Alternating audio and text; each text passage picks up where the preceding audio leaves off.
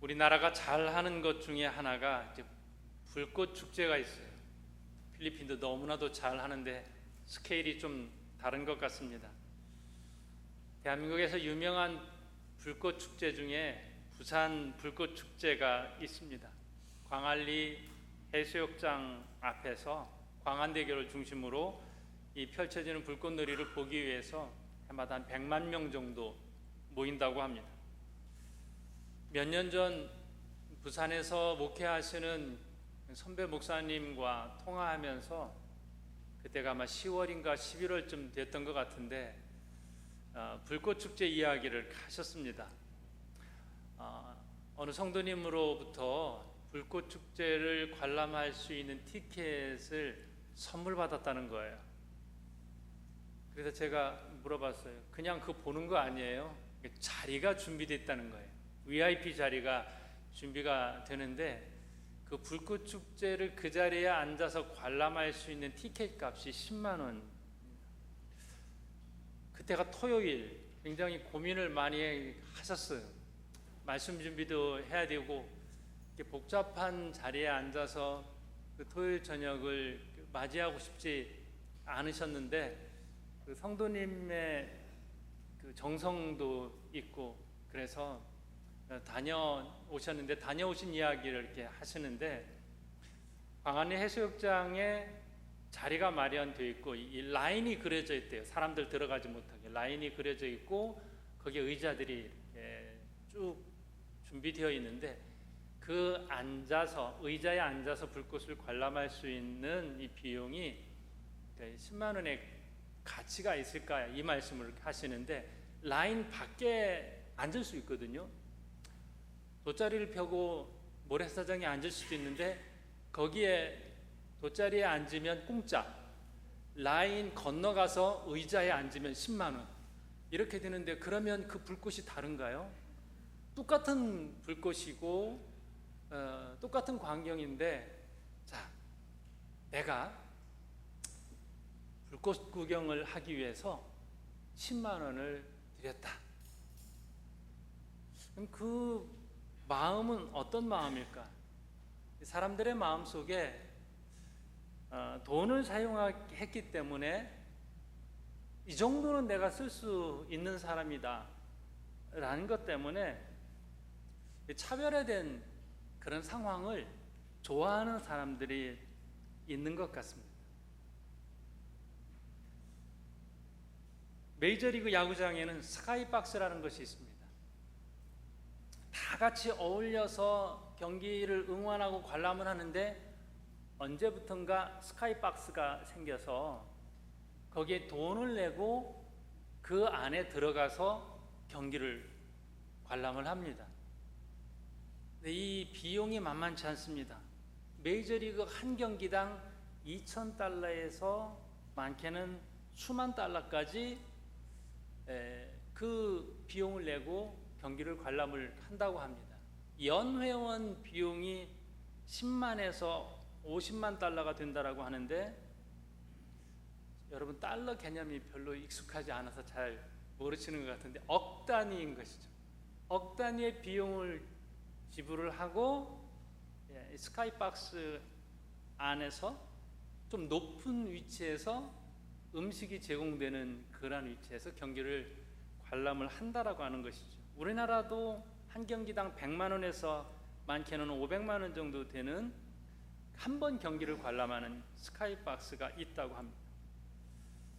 이곳을 이용하는 사람들의 마음 속에는 어떤 생각이 있을까? 물론 다양한 이유들이 있겠지만 VIP의 지위를 누린다라는 생각을 하지 않을까? VIP가 뭔지는 아시죠? Very important person이에요. 요즘은 앞에다 V를 한두 개 더 붙여요. Very, very important person. 그런데 그 경기를 관람하는 사람들이 보통 중간에 나가는 사람들이 많더라. 그 비싼 돈을 들여서 거기에서 관람을 하면서 끝까지 경기를 관람하지 않는 사람들은 스카이박스 안에 많더라. 이 이야기를 들었습니다. 그곳은 관중석에서 함께 응원하면서 열기를 느낄 수 있는 그런 열기는 별로 없는 것이죠. 어떤 사람들이 이것을 만들었을까 생각을 해보게 됐습니다. 세상에는 무언가 더 가지고 있는 사람들이 더 가지고 있다라고 하는 것을 표시하기 위한 차별화 전략들을 씁니다. 비교의식이 있고 우월의식이 있습니다. 그래서 내가 가지고 있는 우월함을 드러내기 위해서 비용을 더 드리는 것이죠. 이 자랑이 일단 이런 물질적인 것뿐만 아니라 배웠다라고 하는 것도 박사 가운을 통하여서 아니면 어떤 서티피케이트를 통하여서 드러내고 싶어하고 그것을 이제 자랑하는 사람들이 있습니다. 여러분은 어떤 것을 자랑하고 싶으세요? 생각해 보니까 별로 없죠. 고린도 교회에 자랑하는 사람들이 많았어요. 교회 안에. 이것이 성도들에게 불편함을 주는 거예요. 왜 교회까지 나와서 저렇게 자랑하나? 그러면서 분열이 생기는 거예요. 분파들도 생기고요. 이 고린도 교회의 아주 중요한 특징 중에 하나가 뭐냐면 갈등이에요. 파로 나뉘는 것이죠. 그리고 그리스 철학적인 특징이 있지만 지혜를 자랑하는 사람들이 있어요. 더 많이 안다고, 더 배웠다고 하는 것을 통하여서 서로 자랑하면서 갈등을 일으킵니다. 더 많이 가진 사람도 있고 지위가 높은 사람도 있습니다. 그리고 그들의 지식을 바탕으로 이 십자가만 믿는 것이 좀 어리석은 것이 아닌가? 이 십자가를 무시하는 사람들도 그 안에 생겨나게 됐습니다. 이런 태도를 바로잡기 위해서 바울이 자랑의 기준을 이야기합니다. 무엇을 자랑할 것인가? 우리는 왜 세상적인 것을 자랑하지 말아야 하는가? 이런 부분들이죠. 오늘 26절의 말씀에 보면 바울이 이렇게 말합니다. 형제들아 너희를 부르심을 보라. 육체를 따라 지혜로운 자가 많지 아니하며 능한 자가 많지 아니하며 문벌 좋은 자가 많지 아니하도다. 먼저 이야기하는 것은 콜링이에요. 하나님께서 부르셨다라고 하는 거예요. 내가 어떤 역할을 담당을 하는 데에 그거 내가 선택하고 내 능력으로 내가 쟁취한 것이 아니라 부르신 분이 계셔요. 그러니까 자랑할 게 없는 거예요. 하나님께서 부르셨다. 하나님께서 부르셨기 때문에 우리는 다 겸손해야 하는 것이다. 내가 선택한 것이 아니라 그분이 나를 찾아오셨고 나에게 맡기셨기 때문에 다 똑같다. 다 똑같이 하나님께서 부르셨는데 무엇을 자랑한단 말인가? 라는 말씀이에요. 부르심의 과정은 좀 다를 수 있습니다. 여러분은 어떤 과정을 통하여서 예수를 믿게 되었습니까? 때로는 어떤 환경을 통해서 누군가의 친구의 열정을 통해서 어떤 사건을 통해서 주님을 만나기도 합니다. 그런데 다 똑같아요. 주님께서 나를 부르셔서 아무 공로 없는 이 죄인이 하나님의 자녀가 되었다. 이게 우리의 고백이에요. 이게 우리의 소명의식이 되는 거거든요. 특히 예수를 믿을 때에는 큰 어려움을 통하여서 어떤 사건을 통하여서 예수 믿는 경우가 많습니다. 예전 같으면 IMF 때 정말 큰 위기를 만나서 그 위기 때문에 하나님을 내가 제대로 만나게 됐습니다. 이런 고백을 하는 분도 있고요. 또 최근에는 코로나로 인하여서 또 내가 상상할 수 없는 어려움 때문에 주님을 더 깊이 만날 수가 있게 됐습니다. 그래서 그런 위기와 사건과 환경들은 하나님을 만나는 축복의 과정들이 되는 것이죠. 늦게 예수 믿은 분이 아니라 하더라도 모태신앙을 가진 분도 하나님을 뜨겁게 다시 만난 경험들이 분명히 있습니다. 그래서 이런 경험들을 하나씩 하나씩 생각해 보면 우리가 자랑할 이유가 하나도 없다라는 것이 바울의 이야기입니다. 세상 사람들은 하나님을 제대로 믿지 않는 사람, 교회에 나왔다 하더라도 이러한 하나님 은혜 체험이 없으면 자랑을 하게 됩니다. 자기를 드러내고 자기가 가지고 있는 것을 과시하면서 뭔가 다르다, 내가 다르다, 내가 더 낫다, 이런 부분들을 입증을 하려고 합니다. 교회에 나오도록 우리가 전도를 합니다. 그러면 교회에 나오지 않는 분들은 그분들이 하는 이야기들이 있습니다. 왜 교회를 내가 안 나가는지 거절하는 이유를 얘기하시는 분들이 있습니다. 자, 교회 좀 나오시죠. 나는 교회를 안 나갑니다. 근데 그분은 합리적이라고 얘기해요. 그런데 교회를 안 나가는 내가 교회를 나가는 당신보다 더 나은 판단을 하고 있습니다. 내가 옳습니다라고 하는 거거든요. 내가 성경 다 읽어봤는데 특별한 게 없어요. 합리적이지 않아요. 못 믿겠어요. 내가 교회 다니는 사람과 이야기를 해봤는데 별거 없어요. 그 안에 이제 교만이 있죠. 내가 알 만큼 압니다. 나도 판단할 만큼 합니다. 라고 하는 이런 평가가, 우월한 평가가 그에게 있는 부분들이 크죠. 그래서 교회에 다니는 것이 좀 어리석어 보일 수도 있습니다. 성경을 통해서 보면은 부자가 예수 믿기 굉장히 어렵습니다. 성경이 아니어도 부자의 기본적인 마음에는 이런 것이 있습니다. 사실 돈이라는 것이 우리가 평생 다 쓸 수 있는 것도 아닌데 이것을 의지하면서 교만한 마음이 그 안에 드는 것이죠. 성공한 부자일수록 내가 내 스스로 모든 삶을 통제할 수 있다. 그래서 다른 사람들, 다른 상황들도 통제하려고 하는 교만이 그 안에 있습니다. 그런데 겸손한 부자들은 그런 표현을 하시더라고요. 어떻게 그렇게 돈을 갑자기 많이 벌을 수 있어요? 라고 질문을 하면 좀 겸손한 분들은 이건 운이에요. 어떻게 하다가 된 거지, 이거 내 능력 아니에요. 이런 표현들을 하거든요. 그런데 교만하면 자기 지위든지 가진 것이든지 그 어떤 것이든지 자신의 우월함을 드러내려고 합니다. 하나님께서 일하시는 방법, 오늘 고린도전서를 통해서 주시고자 하는 메시지는 이런 거예요. 하나님은 없는 사람을, 약한 사람, 선한 사람을 택하셔서 가진 사람, 높은 사람, 고귀한 사람을 부끄럽게 하신다. 이 하나님의 사용하시는 원리예요. 자, 예수님께서 하신 말씀 가운데에 가난한 자에게 복음이 전파된다 하라, 이 말씀이 있어요. 복음이 가난한 자에게만 전했나요? 아니죠. 다 들었어요. 당시에 예수님의 말씀을 부한 사람이든 가난한 사람이든 지위 높은 사람이든 낮은 사람이든 다 들었어요. 그런데 가난한 사람들에게 복음이 더 잘 들어갔습니다. 예수님의 제자들도 마찬가지였어요.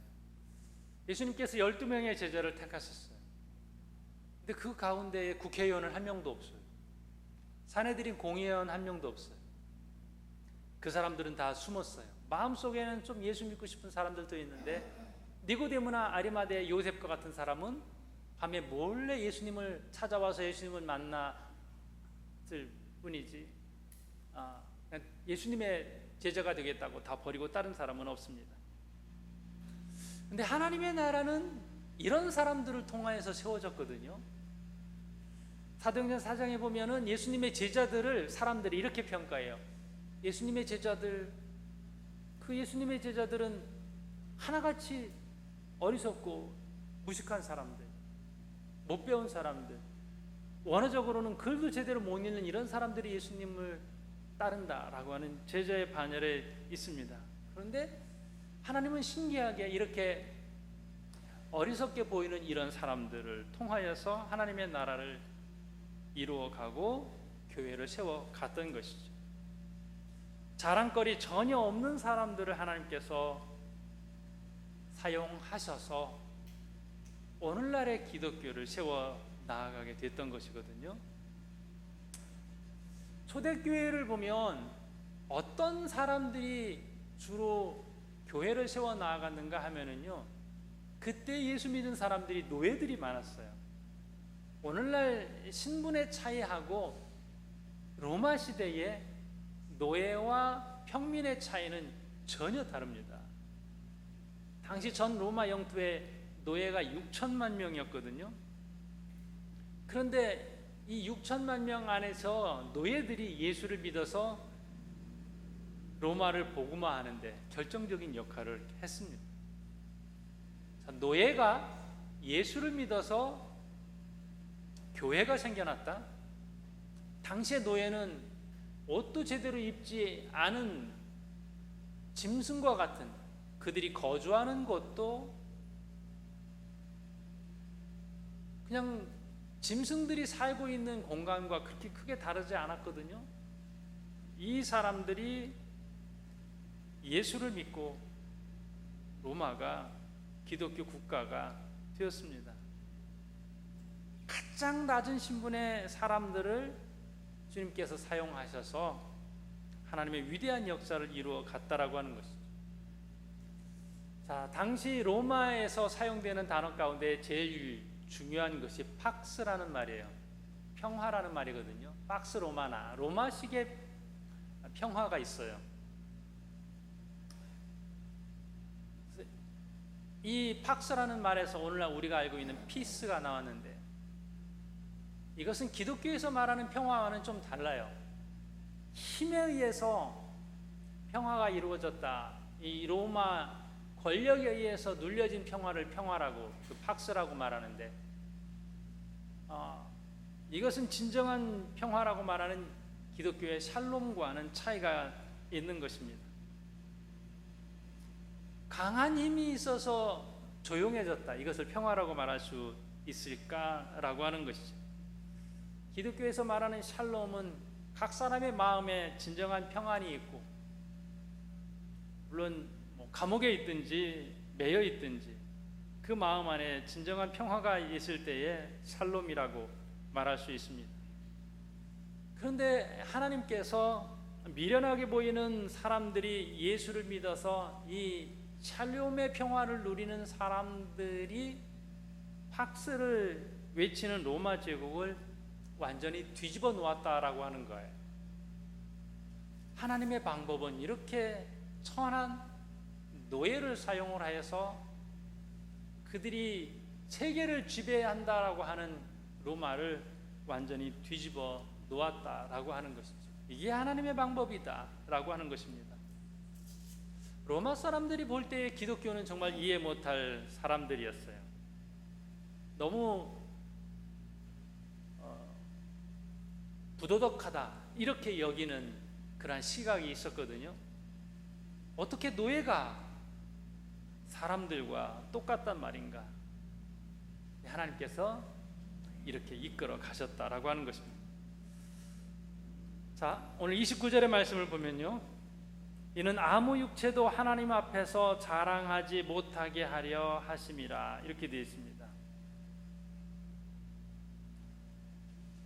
자, 자랑이라고 하면 우리가 스스로 내세울 것이 있는데, 우리 기독교인들이 아무도 자랑하지 못하게 그렇게 이끌어 가셨어요.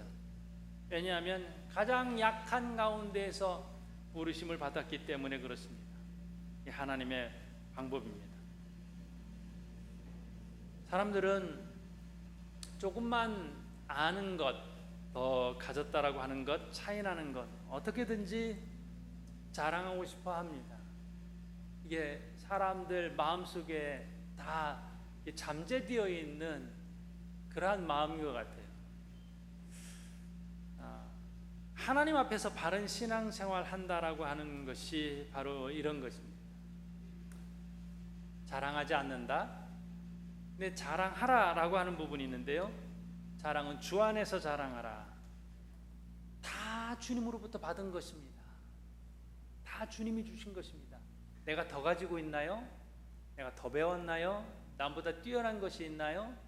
이게 다 주님으로부터 받은 것이다. 그렇기 때문에 우리가 자랑할 건 뭐예요? 주님을 자랑하라는 것이죠. 바울이 자랑한 건 하나밖에 없었어요. 자신의 약함. 난 참 약한 사람입니다.